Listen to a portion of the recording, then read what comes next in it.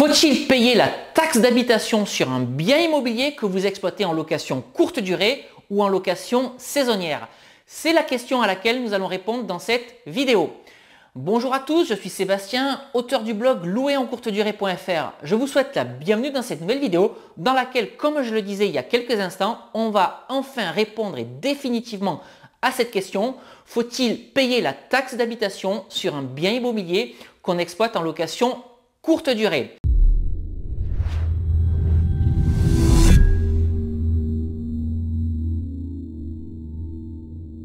Alors en fait, ce n'est pas moi qui vais répondre à cette question, c'est la Direction générale des finances publiques que nous allons appeler dans cette vidéo. Alors pourquoi est-ce que j'ai souhaité répondre à cette question? Parce que vous êtes nombreux à me poser la question au travers des mails ou au travers des commentaires que je reçois sur mon blog. Je me suis dit qu'il était temps de clore définitivement le débat et de répondre à cette question. Alors pourquoi est-ce que également je vais tourner cette vidéo? C'est parce que ma compagne qui exploite également des appartements en location courte durée a reçu dernièrement un avis d'imposition sur la taxe d'habitation et donc on lui demandait dans cet avis d'imposition de payer la taxe d'habitation. Alors elle a été très surprise parce que je vais vous le dire maintenant, lorsque vous exploitez un bien immobilier, appartement ou maison en location courte durée, vous n'êtes pas redevable de la taxe d'habitation. Les impôts que vous devez payer sont la taxe foncière évidemment puisque vous êtes propriétaire, la CFE c'est-à-dire la cotisation foncière des entreprises que vous devez payer comme n'importe quel contribuable qui fait de la location meublée et vous devez bien entendu payer en dernier, la taxe de séjour que vous collectez à vos voyageurs et que vous reversez ensuite à la mairie de la ville où se trouve votre logement. Donc je disais que ma compagne avait reçu son avis d'imposition, elle avait été très surprise et donc ce qu'on va faire maintenant c'est appeler la direction des finances publiques, en l'occurrence c'est pas moi qui vais le faire, c'est elle qui va le faire et ce qu'on va faire c'est faire dire à la direction des finances publiques dans cette vidéo qu'un appartement ou qu'une maison qu'on exploite en location courte durée, encore une fois, n'est pas soumis à la taxe d'habitation. Allez, je vais vous quitter ici pour quelques instants. Je passe la parole à ma compagne. C'est elle qui va appeler la direction des finances publiques. Je vous dis à tout de suite. Vous souhaitez être mis en relation avec un agent des finances publiques? Pour toute autre question, tapez 7. 7. Merci de saisir votre numéro fiscal sur 13 chiffres. Si vous n'en disposez pas, tapez dièse.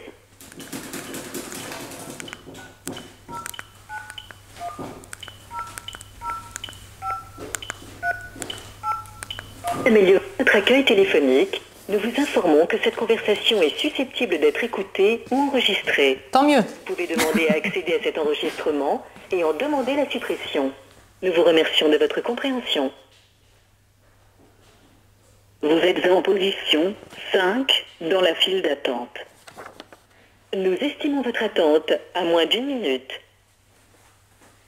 Bah ça veut dire que les problèmes sont réglés rapidement. Alors c'est moins d'1 minute pour 5.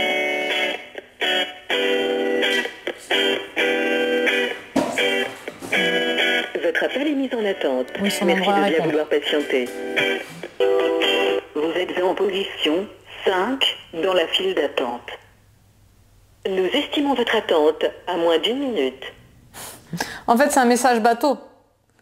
Je pense que je vais m'y déplacer. Vous êtes en position Ça va être plus simple. 5 dans la file Je d'attente. suis toujours en position 5. Nous estimons votre attente. Finance publique, bonjour. Oui, bonjour madame. Je vous appelle parce que j'ai reçu hier un avis d'imposition sur la taxe d'habitation pour un appartement que je possède.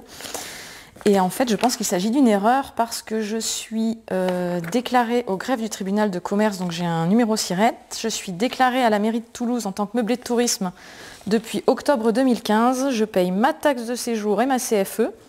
Donc la taxe d'habitation ne me concerne pas en fait. Donc je voulais vous appeler pour savoir quelles étaient les démarches à faire. Vous avez accès à votre compte fiscal en ligne ou pas? Oui, puisque j'ai payé les autres impôts en ligne. Donc vous faites une réclamation depuis votre messagerie sécurisée. La première page de connexion, c'est nous contacter et accéder à ma messagerie sécurisée. Oui, Vous faites, je signale une erreur sur le calcul de mon impôt, d'accord. ma taxe d'habitation, et puis vous expliquez, vous joignez le justificatif de la CFE, et puis votre dossier sera traité par le service sans souci. D'accord, très bien.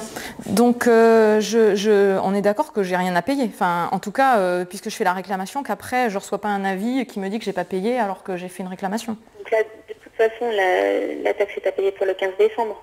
Oui. Oui, donc vous aurez une réponse avant quoi qu'il arrive. D'accord, très bien. L'avantage de faire depuis votre messagerie sécurisée, puisque d'une part, vous avez un suivi de vos échanges avec l'administration et c'est beaucoup plus rapide que par la poste. D'accord. Est-ce que vous avez déjà eu le cas de gens qui avaient reçu des taxes d'habitation alors qu'ils étaient inscrits, qui payaient le CFE et qui étaient inscrits meublés de tourisme? Il y a déjà eu vous êtes la première, j'ai monte de cas, enfin il y a plein de cas, il y a des trucs très bien. D'accord, mais vous me confirmez que c'est pas normal, enfin c'est une anomalie. Mais de toute façon, si effectivement vous payez la CFE, voilà, vous ne pouvez pas payer la CFE et la taxe d'habitation concernant le même local, hein, c'est pas possible. D'accord, bon très bien, je fais les démarches en ligne. Merci beaucoup madame. Voilà, je vous en prie. Bonne journée, au revoir. Au revoir. Donc je confirme qu'il s'agit bien d'une anomalie puisque j'ai reçu une taxe d'habitation sur un appartement que je possède à Toulouse, donc 1 000 € quand même pour 35 mètres carrés, une brindille, enfin. Alors que je paye la CFE, que j'ai payée en novembre, que je suis immatriculée en tant que meublé de tourisme à la mairie de Toulouse et que j'ai un numéro SIRET au greffe du tribunal de commerce. Voilà. Et je paye aussi ma taxe de séjour, bien évidemment, que je reverse par trimestre à la mairie de Toulouse.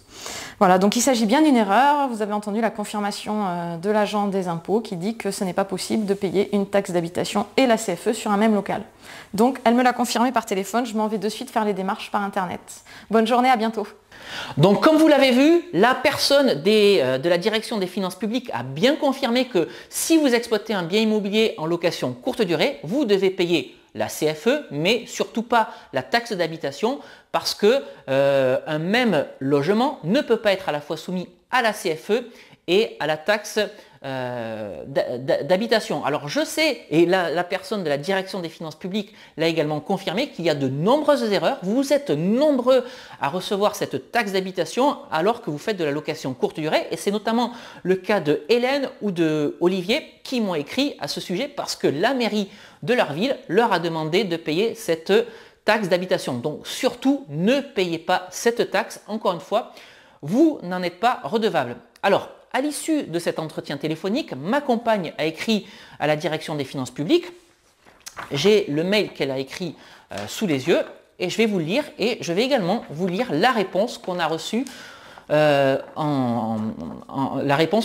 la direction générale des finances publiques. Alors, dans un premier temps, le mail qu'elle a écrit. Madame, monsieur, suite à ma conversation téléphonique avec un agent des impôts en date du 25 novembre 2016 à 9 h, je vous fais ma demande par écrit. J'ai reçu un avis d'imposition pour la taxe d'habitation sur un appartement que je possède. Donc là, elle donne l'adresse de l'appartement situé à Toulouse. Et donc là, elle donne le numéro d'avis d'imposition. Cet appartement est exploité en meublé de tourisme et je ne suis pas redevable de la taxe d'habitation. En effet, je suis immatriculé au greffe du tribunal de commerce de Toulouse en tant que loueur meublé non professionnel. Donc là, elle a précisé son numéro SIRET entre parenthèses. Je suis déclaré en tant que meublé de tourisme à la mairie de Toulouse depuis octobre 2015. Donc là, elle donne son numéro d'enregistrement en mairie. Je reverse la taxe de séjour trimestriellement. Et je paie la CFE, la cotisation foncière des entreprises. Et ce qu'elle a précisé entre parenthèses, c'est la référence de l'avis sur le paiement de la CFE. Et donc là, elle continue. Un même bien ne peut pas être soumis à la fois à la CFE et à la taxe d'habitation, ce que m'a confirmé l'agent que j'ai eu par téléphone. Aussi, je vous remercie de bien vouloir faire le nécessaire pour que l'avis d'imposition sur la taxe d'habitation soit annulé. Dans l'attente de votre réponse, je vous prie d'agréer, madame, messieurs, mes sincères salutations. Donc ça, c'est le mail qu'elle a envoyé à la Direction générale des finances publiques et quelques jours plus tard, on a reçu ce document par courrier. Ils sont très modernes, vous leur écrivez par email, ils répondent par courrier. Mais en tout cas, ce qui est important de noter, c'est le contenu de cette réponse que je vais vous lire tout de suite. Madame, monsieur, il vous a été accordé un dégrèvement relatif à l'imposition désignée plus haut, c'est-à-dire la taxe d'habitation.